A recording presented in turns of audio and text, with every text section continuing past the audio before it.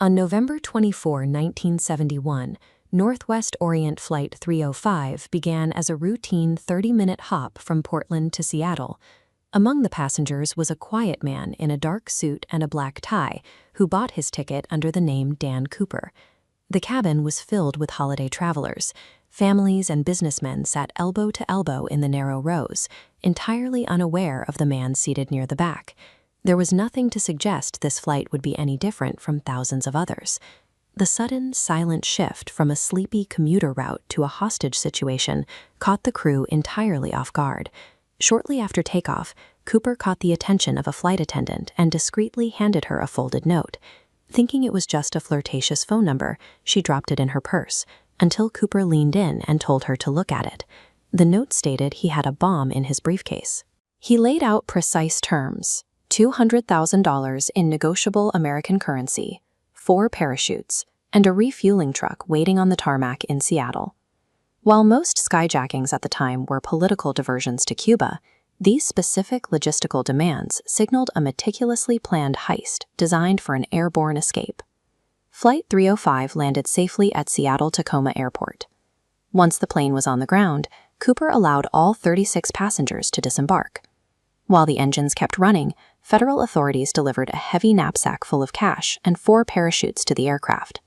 With the ransom secured, Cooper ordered the pilots and a flight attendant to take the aircraft back into the sky, heading south toward Mexico.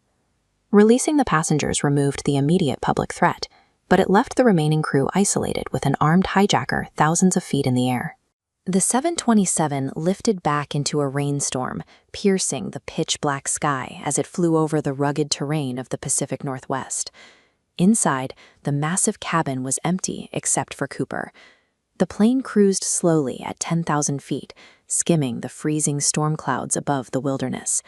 Cooper exploited a specific design feature of the Boeing 727, an aft air stair under the tail that could be lowered while the aircraft was flying. This precise knowledge of the aircraft's mechanics transformed a standard passenger jet into a high-altitude jump platform. He ordered the crew into the cockpit and told them to lock the door, leaving him alone in the depressurizing cabin.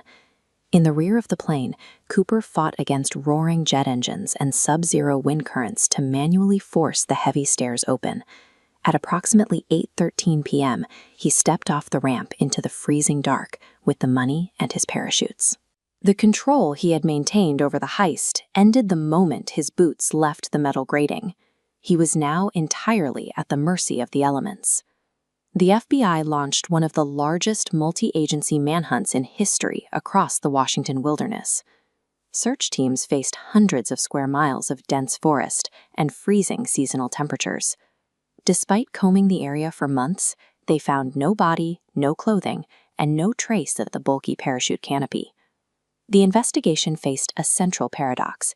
A massive mobilization of federal resources had yielded absolutely zero answers regarding his fate. A reporter's error in the following days morphed the alias Dan Cooper into the mythological D.B. Cooper in the public mind. Thousands of leads and decades of investigation have failed to produce a confirmed identity or a definitive forensic match. Investigators remain stuck between 2 possibilities. Either Cooper survived the jump, or the wilderness consumed him. The permanent vacuum of truth surrounding Flight 305 has successfully elevated a brazen mid-air robbery into an enduring American myth.